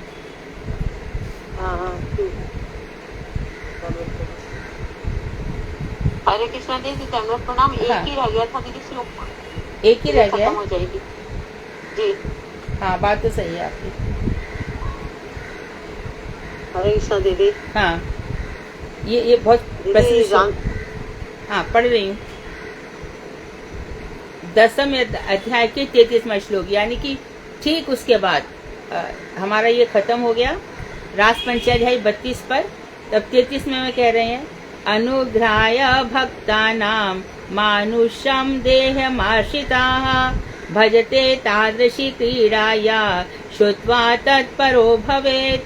और फिर इति श्रीमद्भागवत मरीचिमालायां अभिधेय तत्व प्रकरणे अभिधेय तत्व समाप्त हुआ। साधन भक्ति निरूपणम नाम 12 अध्याय साधन भक्ति का। तो यहाँ पे बता रहे हैं कि परात्पर तत्व, जो परम श्रेष्ठ तत्व भगवान श्री कृष्ण भक्तों के प्रति अनुग्रह करने के उद्देश्य से अपने मनोहर कृष्ण रूप को मनुष्यों की भांति प्रकट कर रास लीला आदि रागमयी लीलाओं को प्रकट करते हैं। अनुग्रहाय भक्तानाम, भक्तों पर अनुग्रह करने के लिए भगवान चतुर्भुज इत्यादि स्वरूपों में नहीं आते। और आप देखो ना, बामन बन के चले जाते हैं और पुरुषा बन के वो उधर ही रहते हैं। वनों में, पर्वतों में रहते हैं। और लेकिन जो राम है वो काफी समय यहाँ रह जाते हैं, और कृष्ण है वो भी काफी समय रह जाते हैं। भक्तों पर अनुग्रह करने के लिए वो मनुष्य लीला धारण कर लेते हैं, मनुष्यवत लीला धारण करते हैं, मनुष्य की भांति अपने आप को प्रकट करते हैं। और फिर और राग में लीला करते हैं। भगवान की रास लीला आदि ना हो तो मधुर आदि मधुर लीला तो रास में ही है, तो रास लीला को इसीलिए प्रकट करते हैं। और फिर बताएं, श्रीमद् भागवत के इन्हीं प्रसंगों का श्रवण कर साधक भक्त गोपियों के अनुगत होकर इन्हीं लीलाओं का आश्रय करते हैं। तो रास लीला इत्यादि का आश्रय करते हैं कौन? साधक भक्त। कि जिस तरह से गोपियों ने रास लीला में भगवान श्री कृष्ण के साथ माधुरी लीला की श्रम अवधि को प्राप्त किया है, परम सिद्ध आनंद प्राप्त किया है, ऐसे गोपी भाव का हम भी अवलंबन करके उन्हीं भगवान को प्राप्त करेंगे।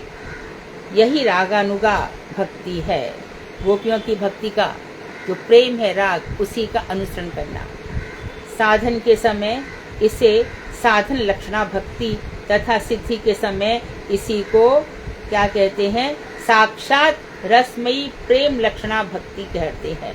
तो जब हम साधन कर रहे हैं, इस समय मंत्र इत्यादि जप रहे हैं, तो इस समय इसको क्या कहेंगे? साधन चल रहा है, साधन लक्षणा भक्ति है।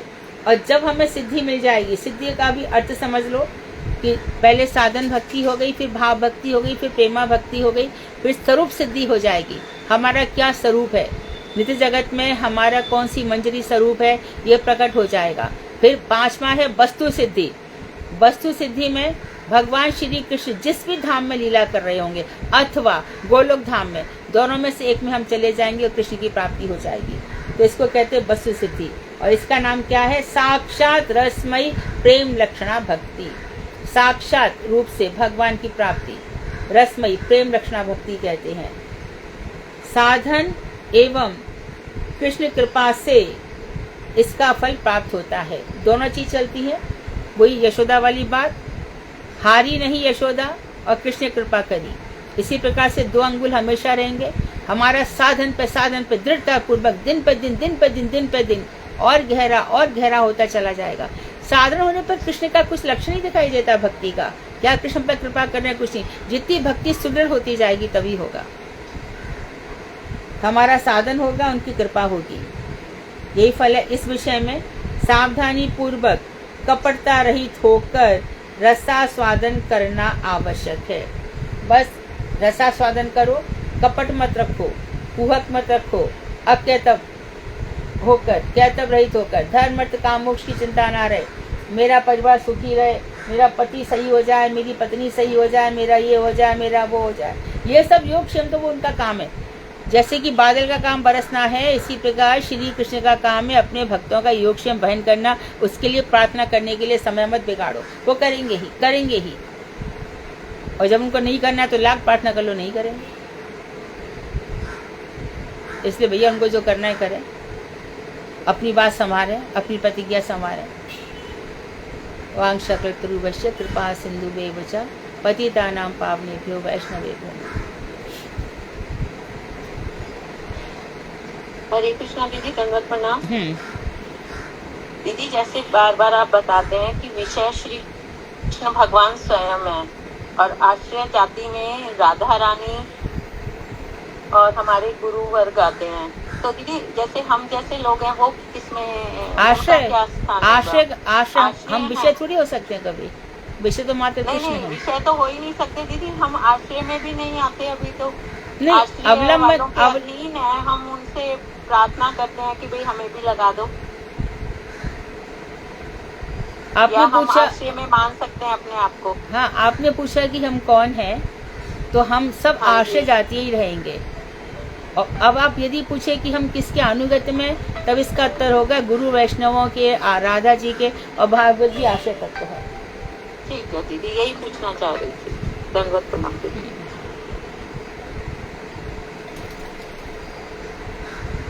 हरे कृष्णा हाँ, हरे कृष्णा दीदी, आपने जब बताया था दीदी गिरिराज, उद्धव और युधिष्ठिर दीदी, ये तीन कौन से उसमें आते हैं दीदी? हरिदास इनको क्या कहते हैं? हरिदास है ये। भगवान श्री कृष्ण के दास हैं। गिरिराज जी सर्वश्रेष्ठ हैं, उद्धव जी दूसरे नंबर पे, युधिष्ठिर तीसरे नंबर पे कैटेगरी है।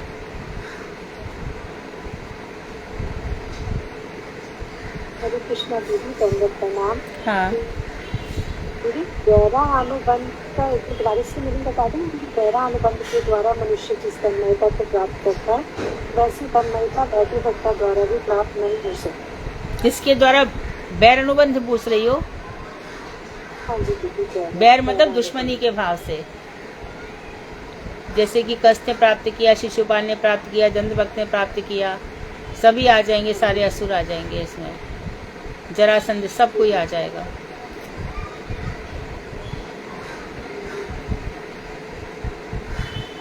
हरे कृष्णा दीदी, अभी जो आपने दीदी सब भक्ति बताई है दीदी, साधन भक्ति, भाव भक्ति, प्रेमा भक्ति, इसमें जो दीदी वस्तु सिद्धि है दीदी, इसमें दीदी क्या वो होगा दीदी? स्वरूप सिद्धि के बाद वस्तु सिद्धि। स्वरूप सिद्धि में आपका मंदिर, आपका मंदिर स्वरूप प्रकट हो जाएगा। वस्तु सिद्धि में कृष्ण मिल जाएंगे, कृष्ण ही वस्तु हैं। वेद्यम वास्तव वस्तु में प्रथम श्लोक में बताया गया है। हाँ,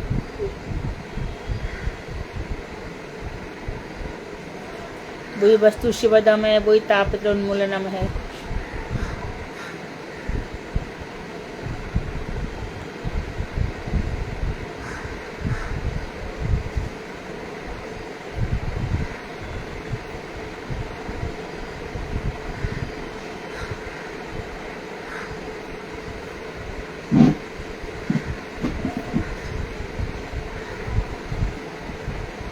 और बस श्रीमद् भागवत। दीदी हरे कृष्णा, दंड प्रणाम। हाँ, दीदी स्वरूप सिद्धि में क्या होता है?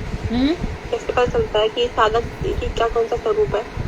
जिसका कौन सा स्वरूप? जो वैष्णव दीदी, जैसे वैष्णव लोग होते हैं, वैष्णव उनकी साधक भक्ति होती है, तो उनको पता कैसे चलता है कि कौन सा स्वरूप है इनका?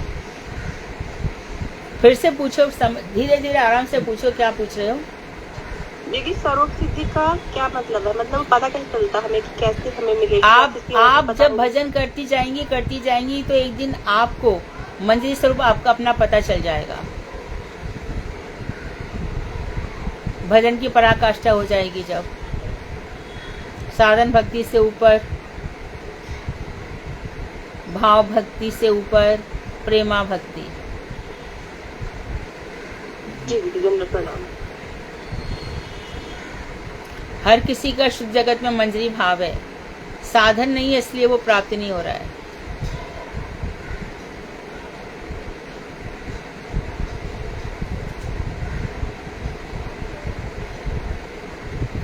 और दीदी एक प्रश्न और है दीदी, यहाँ पर लिखा ना कि इसलिए राग के उदित न होने तक विधि का अवलंबन करके भक्ति करना ही साधारण जीवों का कर्तव्य है। ये विधि का अवलंबन यानी जो हम पूजा करते हैं वही है ना शायद? हाँ, प्रेम यदि अभी तक कृष्ण से प्रेम नहीं हो रहा है, बिल्कुल प्रेम नहीं हो रहा उनसे, तब तक हमें विधि भक्ति करनी चाहिए। अपने मंत्र जप, आनिक मंत्र माला, फिर 32 माला, फिर 64 माला, एकादशी व्रत इत्यादि सब करते रहना चाहिए। प्रेम होने पर भी वैधि भक्ति तो रहेगी। प्रेम में दिन रात सब एक हो जाते हैं, फिर रात भर साधक सोता नहीं है, रोता रहता है, उनके विरह में क्रंदन करता है, ऐसी स्थितियां हो जाती हैं। और क्रंदन कर रहा है, मानो वो पूरी रात रोया, और मानो ब्राह्म मूर्ति के समय में माधवेंद्रपुरी की तरह उसकी 5 मिनट के लिए आंख लग गई, और उसी समय गोपाल आ गए स्वप्न में और उनसे कहा कि मेरे लिए चंदन ला दो। तो वो क्या कहा जाएगा उसको? हम तो कहेंगे ब्राह्म मूर्ति तो भी सन्यासी सो रहा है।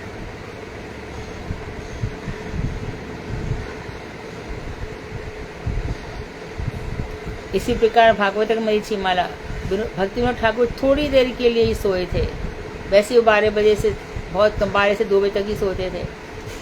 4 बजे सोए तो उसी समय कहा कि तुम भागवत में से 20 करण लिखो। कौन आए थे? स्वरूप दामोदर। कौन? ललिता जी। तो वो कुछ सोना थोड़ी होता है। इन लोगों का स्वप्न, इन लोगों का जागरण, सुषुप्ति, तुरीय सब अवस्थाएं कृष्णमयी हो जाती हैं। हम लोगों की अरे हमारे सपने में ये हुआ, हम जागे तो ये हुआ, इन सब का ये सब एक हो जाता है। जो जागने में है वही स्वप्न में है, वही सब कुछ है। वो सोना इसीलिए होगा क्योंकि भगवान से कुछ वार्तालाप चलेगा जो संसार के लोग नहीं देख सकेंगे।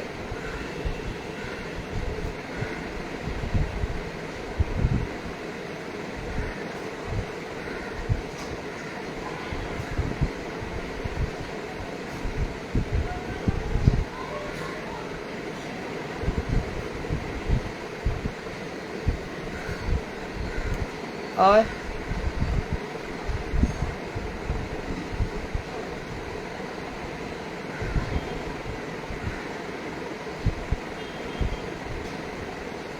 बस ठीक है।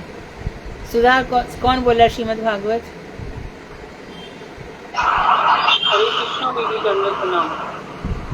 आज कथा करेंगे दीदी रूबी दीदी, उसके स्कंद, उसके अध्याय। उर्वी, दीदी आप शुरू। उर्वी है ना? तृतीय स्कंध चौथा अध्याय। शीर्षक क्या है? तीसरा अध्याय। हरे कृष्णा दीदी, हरे कृष्णा दीदी दंडवत प्रणाम। रूबी बोल रही है। ओम अज्ञान, हाँ दीदी। हाँ चौथा अच्छा शीर्षक ओम। बोलना, ठीक है। हाँ बोले। ओम अज्ञानतिमिरान्धस्य ज्ञानाञ्जनशलाकया चक्षुरुन्मीलितं येन तस्मै श्रीगुरुवे नमः। गुरुवे गौरचन्द्राय राधिकाय तदालय कृष्णाय कृष्णभक्ताय तद्भक्ताय नमो नमः। नमो विष्णुपादाय कृष्णपृष्ठाय भूतले श्रीमते भक्तिवेदान्तशील श्रीधर गोस्वामी इति नाम्ने। नमो विष्णुपादाय राधिकाय प्रियात्मने श्रीमद्भक्तिवेदान्तशील नारायण गोस्वामी इति नाम्ने। वाञ्छाकल्पतरुभ्यश्च कृपा सिन्धुभ्यश्च पतितानां पावनेभ्यो वैष्णवेभ्यो नमो नमः। शपथ मैं अपने गुरुदेव ओम विष्णुपाद अष्टोत्तर श्रीमद् भक्ति वेदांत शिल श्रीधर गोस्वामी महाराज जी के श्री चरणों में संकोटि दंडवत प्रणाम करते हुए उनकी कृपा की वांछा करती हूँ। तत्पश्चात मैं अपने शिक्षा गुरु ओम विष्णुपाद अष्टोत्तर श्रीमद् भक्ति वेदांत शिल नारायण गोस्वामी महाराज पूजने मधु दीदी के श्री चरणों में असंकोटि दंडवत प्रणाम करते हुए उनकी कृपा की वांछा करती हूँ। तत्पश्चात उपस्थित सभी वैष्णव वैष्णवी को मेरा यथा योग दंडवत प्रणाम स्वीकारो। हरे कृष्णा। आज का विषय तृतीय अध्याय और भगवान कृष्ण की मथुरा और द्वारका का संक्षेप में वर्णन। ये थर्ड चैप्टर है आज? उद्धव जी में थर्ड या फोर्थ चैप्टर है? तृतीय अध्याय। तृतीय अध्याय दीदी। हाँ हाँ, उद्धव जी ने कहा कृष्ण अपने पिता और वसुदेव और माता देवकी को सुख पहुंचाने और उनका मंगल करने की इच्छा से बलदेव जी के साथ ब्रज से मथुरा में पधारे। शीर्षक क्या है चैप्टर का? शीर्षक क्या है रूबी चैप्टर का शीर्षक? भगवान कृष्ण की मथुरा और द्वारका लीला वर्णन। ठीक। संक्षेप में। हाँ। ब्रज से मथुरा में पधारे। वहां उन्होंने शत्रुओं के युद्धपति कंस को राजमहल से भूमि पर गिरा दिया। मृत कंस के शव को बलपूर्वक पृथ्वी पर घसीटता हुआ उन्होंने सांदीपनि मुनि के मुख से उच्चारित अंग उपंग सहित संपूर्ण वेदों का मात्र एक बार श्रवण करने के ही अपना अध्ययन समाप्त किया एवं गुरु दक्षिणा में उन मुनियों की इच्छा अनुसार 5 जन असुरों के पेट को फाड़कर मुनि के मृत पुत्र को यमलोक से लाकर उन्हें प्रदान किया। राजा भीष्मक की कन्या रुक्मणी के साक्षात लक्ष्मी के समान सौंदर्य कष्ट होकर शिशुपाल और उसके सहायक समस्त राजा विवाह के नियम अनुसार रुक्मणी के भाई रुक्मणी के द्वारा बुलाए जाने पर उनके साथ विवाह करने की इच्छा की। राजधानी कुंडलीपुर में उपस्थित थे उन समागत राजाओं के देखते देखते ही भगवान कृष्ण ने उसके सिर पर पैर रखकर अर्थात उनका अनादर कर और उन्हें युद्ध में पराजित गांधर्व विधि से विवाह करने के लिए स्वयं रूप रुक्मणी को इस प्रकार हरण कर लिया जिस प्रकार गरुड़ ने सर्पों के बीच से अमृत कलश का हरण कर लिया। बिना नथे हुए 7 बैलों को एक ही रस्सी से नथकर कृष्ण ने स्वयं बर में नाग जितनी सत्यभामा से विवाह किया। वहाँ जो मूर्ख राजा थे वो सब अपमानित होकर तथा कन्या के लोभ की इच्छा से कष्ट उठाकर राजकुमारी को छीनना चाहते थे, परंतु कृष्ण ने स्वयं ही बिना घायल हुए अपने शस्त्रों से उसे राजाओं का वध कर दिया। अपनी प्राण प्रिय सत्यभामा को संतुष्ट करने की इच्छा से स्वर्ग से पारिजात वृक्ष उखाड़ लाए थे। सब स्त्रियां इंद्र ने क्रोधित होकर ब्रज हाथ में लेकर अपने सैनिकों के साथ कृष्ण से युद्ध किया। जब नरकासुर ने अपने विशाल शरीर आकाश को ग्रस्त करने के लिए चेष्टा की, तब युद्ध में कृष्ण ने उसे चक्र से मार डाला। अपने पुत्र को मरा हुआ देखकर नरकासुर की माता पृथ्वी ने कृष्ण से प्रार्थना की, भगवान, नरक के पुत्र मन्मथ्र उनका बचा हुआ राज्य देकर उसके अंतःपुर में प्रवेश कराया। नरकासुर द्वारा हरण करके लाई हुई बहुत सी राजकन्याएं थी। कितनी 16,100 राजकन्याएं है ना? कितनी थी? बहुत सी राजकन्याएं, 16,100। दीन बंधु श्री हरि का दर्शन करते ही खड़ी हो गई। उन सब ने प्रचुर आनंद, लज्जा, अनुराग और प्रेम पूर्वक चितवन से तत्काल ही श्री कृष्ण को पति रूप में वरण कर लिया। कृष्ण ने अपनी चित्त शक्ति योग माया बल से उन सब स्त्रियों के अनुरूप उतने ही रूप धारण विधिवत महलों में स्थिर होकर उन सब स्त्रियों के साथ एक ही मुहूर्त में शास्त्र विधि विधान से विवाह कर लिया। कालवंश, जरासंध, कल्प आदि ने सब अपनी सेनाओं के साथ मथुरापुरी घेर लिया। तब अपने निज जन मुचकुंद और भीम आदि को निमित्त मात्र बनाकर उनमें अपनी शक्ति का संचार कर भगवान ने स्वयं ही उन असुरों का वध किया। इसके द्वारा भगवान ने अपने निज भक्तों का यश प्रदान किया। शब्द, दिव्यविद, बानासुर, मूर, बल, वल, दंतव्रत आदि अनेक असुरों का भगवान ने स्वयं ही वध किया। अनेकों का बलराम, प्रद्युम्न आदि द्वारा भी संहार करवाया। हे विदुर जी, इसके बाद आपके भतीजे युधिष्ठिर और दुर्योधन के पक्षपाती होकर भगवान ने कुरुक्षेत्र के युद्ध में एक चित्र और उन समस्त राजाओं का संहार किया जिन राजाओं की सेनाओं से पृथ्वी कांप उठी थी। कर्ण, दुशासन और शकुनी, कुमंत्रनाओं जिसकी श्री एवं आयु दोनों ही नष्ट हो चुकी थी। भीम की गदा प्रहार जिसकी जांग टूट चुकी। दुर्योधन को उसके अनुचरों के साथ भूमि पर पड़ा हुआ देखकर श्री कृष्ण को प्रशंसा नहीं हुई थी। वे सोचने लगे यद्यपि द्रोण, भीम, अर्जुन और भीम आदि के कारण 18 अक्षौहिणी सेनाओं का संहार होने से पृथ्वी का भार तो हरण हुआ है, किंतु बहुत ही कम मात्रा में, क्योंकि मेरे अंशभूत आदि द्वारा संचित यादवों की सुसहज सेना अभी भी विद्यमान है। जब ये यादव मधुपान करके संपूर्ण रूप से मदमस्त हो जाएंगे तब इसकी आंख लाल लाल हो जाएगी और उसी मदमस्त के कारण ये एक दूसरे के साथ कलह करने लगेगा। यही कलह उसके विनाश का कारण होगा, क्योंकि इसके अतिरिक्त उसके विनाश का और कोई उपाय नहीं है।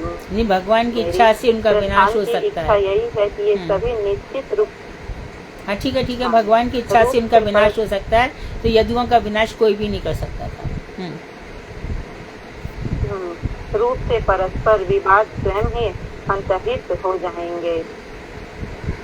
इस प्रकार भगवान कृष्ण ने भली भांति विचार कर धर्मनंदन युधिष्ठिर को अपने पैतृक राज्य में स्थापित करके अपने सभी सगे संबंधियों को साधु पुरुषों का मार्ग दिखाकर संतुष्ट किया।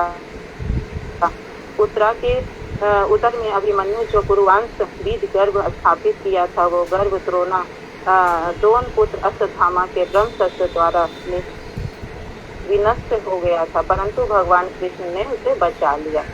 भगवान कृष्ण ने धर्मराज युधिष्ठिर से 3 अश्वमेध करवाए। युधिष्ठिर भी एकमात्र कृष्ण की ही शरणागत होकर भीम, अर्जुन आदि अपने छोटे भाइयों के साथ ऋषि का पालन करते हुए आनंद पूर्वक काल यापन करने लगे। अंतर्यामी भगवान कृष्ण ने भी द्वारकापुरी में रहते हुए ही भोक्ता पुरुष और भोग्य प्रकृति के विवेक से युक्त होकर स्वयं को लौकिक एवं वैदिक मार्ग का अनुगामी दिखाकर युक्त वैराग्य के साथ विषयों का भोग किया। श्री कृष्ण ने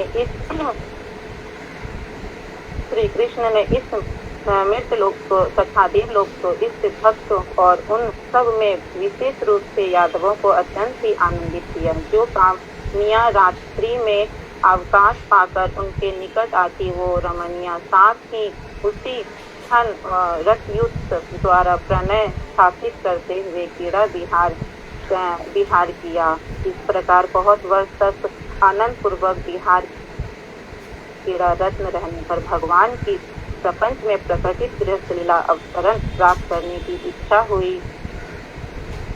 हे काम आदि भोग्य विषय स्वयं जीव भी ईश्वर के अधीन है। जब भगवान को ही अपने अधीन रहने वाले भोग विषयों में वैराग हो जाए तब फिर भक्ति योग के प्रभाव से उन योगेश्वर की श्री कृष्ण का अनुगमन करने वाले भक्त उन विषयों पर प्रीति या विश्वास कैसे स्थापित कर सकता है। किसी एक समय द्वारकापुरी में यदुवंशी और भोजवंशी कुमारों ने खेल खेल में ही मुनियों को क्रोधित कर दिया। तब भगवान कृष्ण के पृथ्वी का भार भोजवंशी हो गए कौन? उग्रसेन के वाले, देवकी के पियर वाले जो भोजवंशी हैं दीदी। हाँ। अभिप्राय जानने वाले मुनियों को कुमारों को अभिशाप दे दिया। इसके कुछ महीने भीतर ही वृष्णि भोज अंधक आदि यादव श्री कृष्ण देवी माया से मोहित होकर आनंदित हृदय से रथ पर चढ़कर प्रभास तीर्थ में जाकर उन्होंने प्रभास तीर्थ में स्नान किया। पितृदेव और ऋषियों को तीर्थ के द्वारा तर्पण किया। ब्राह्मणों को दुग्धवती बहुत सी गौ आदि दान किए। उन्होंने सोना चांदी वस्त्र कंबल पालकी रथ घोड़े हाथी जीविका निर्वाह योग भूमि भी ब्राह्मणों को दान दिया। यदुवंशी ने भूमि मस्तक टेक कर ब्राह्मणों को प्रणाम किया। वांछा कल्पतरुभ्यश्च कृपा सिंधु भैरव पतितानां पावनेभ्यो वैष्णवेभ्यो नमो नमः। और संक्षेप में सब लीलाएं आगे ठीक से वर्णन। हरे कृष्ण दीदी, मुझे इसका नहीं समझ में आया था। पैतृक राज्य में पैतृक पिता का राज। अच्छा, पैतृक राज पिता का राज युधिष्ठिर को बोल रहे भगवान, है ना? बहुत सुंदर। हरे कृष्ण। अच्छा, रूबी शालू ये सब लोग अच्छे प्रयास कर रहे हैं।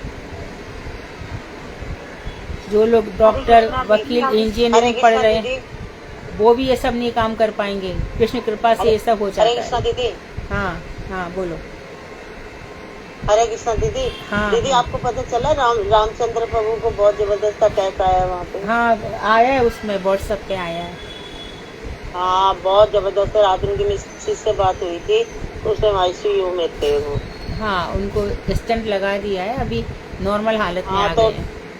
उनकी मिसेज कह रहे थे कि सबको कहना कि भगवान से गुरुजी से कृपा मांगो सब। उनका मैं क्लास में क्या दूंगी यार। दीक्षा दीदी दंडवत प्रणाम, एक भजन प्रयास करते हैं। हाँ हाँ गाओ।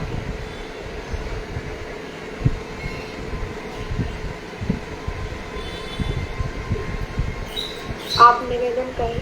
पूर्वे गौचंद्राय राधिकाय सदालय कृष्णाय कृष्ण भक्ताय तद्भक्ताय नमः।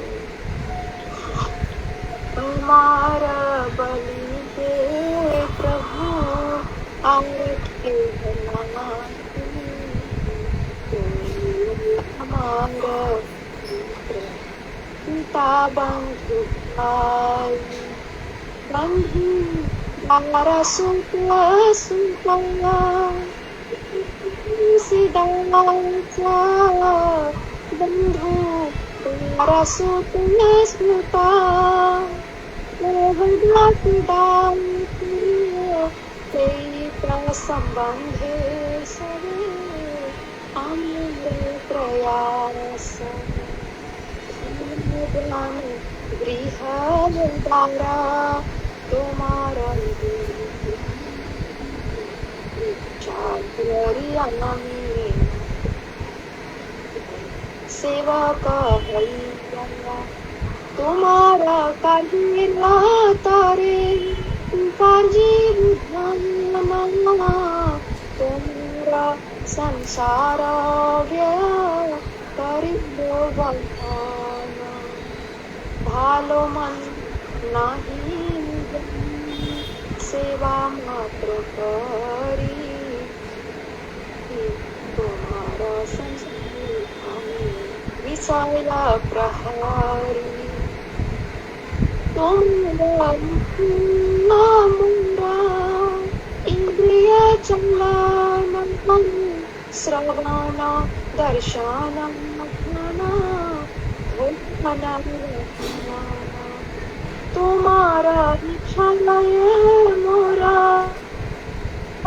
इंद्रिय चलना श्रवण दर्शन ज्ञान भोजन वसन निज सुख लागी किछु नाही करियार भगवती विनोद तव सुतार निज सुख लागी किछु करियार भगवती विनोद तव सुतार।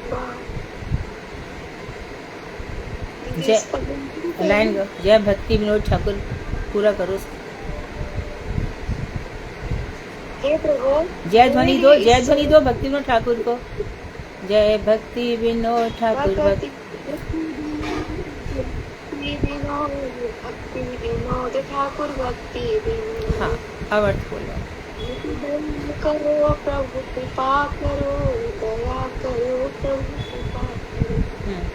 हे प्रभु मेरे लिए इस जगत में आपके अतिरिक्त अपने खिलाने वाला कोई नहीं है। आप ही एकमात्र मेरे पिता बंधु एवं भाई हैं।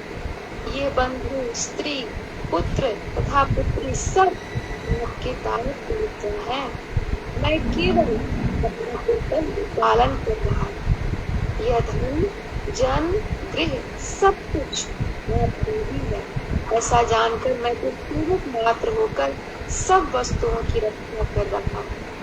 आपकी सेवा के लिए मैं धन इकट्ठा करूंगा तथा उसके द्वारा मैं आपके संसार का निर्वाह करूंगा। हे प्रभु अच्छे बुरे ये ज्ञान मुझे नहीं है। मैं तो आपके संसार में आपके विद्या का पहरेदार होकर सेवा मात्र कर रही हूँ। आपकी इच्छा अनुसार ही मेरी इंद्रियों श्रवण दर्शन प्रमाण भोजन इत्यादि कार्य कर रही है। श्री भक्ति ठाकुर कह रहे हैं, प्रभु मैं अपने लिए कुछ भी नहीं करता, आपको सुखी करना। ठीक है। बहुत हरे कृष्णा दीदी, मैं एक बात हाँ बोलो। बोल रही थी।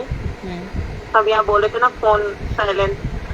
दीदी मैं अपनी बात कर रही हूँ। दीदी ये भजन का कारण ना फोन ही है, नहीं होने का कारण। दीदी मैं जब से फोन को साइलेंट रखती हूँ ना बड़ा सुकून में हूँ। और दीदी मैंने टाइमिंग बना रखा है कि इतने से इतने बजे तक फोन को साइलेंट रख दो, कोई मतलब नहीं। दीदी मैं 1 बजे के बाद फोन को खोलती हूँ साइलेंट को। कभी कभी बच्चे फोन करते हैं, फोन नहीं उठाते, मुझे पता ही नहीं चलता। दीदी मैंने टाइमिंग बना लिया, इतना से इतने बजे तक खोलना, बड़ा सुकून है दीदी। हाँ कोई मतलब नहीं तुम्हारा फोन का ना दीदी चक्कर बड़ा रहता है। तुम जिस तरह से आगे बढ़ रही हो और जिस तरह से कथाओं में तुम्हारा प्रवेश हो रहा है, ये गुरु वैष्णवों की कृपा से ही पॉसिबल है। नहीं तो ये भागवत इत्यादि पर बोलना तुम्हारे लिए पहले कभी संभव नहीं था। अब तुम ये सब कर पा रही हो, तुम्हारी साधना का फल है।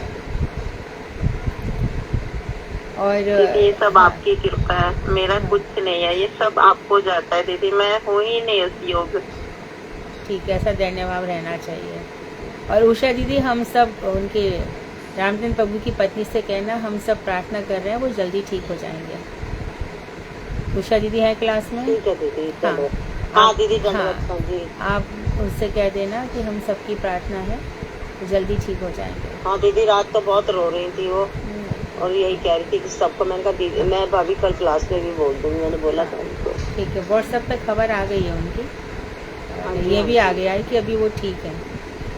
दीदी ये तो सोच लो कि वो रात को ना, हाँ ये ठीक है, तो रात को कहती यदि मैं ना उठ, मतलब ना मुझे पता चलता तो शायद पता नहीं क्या हो जाता। कुछ नहीं होता, सब भगवान रक्षा करते हैं।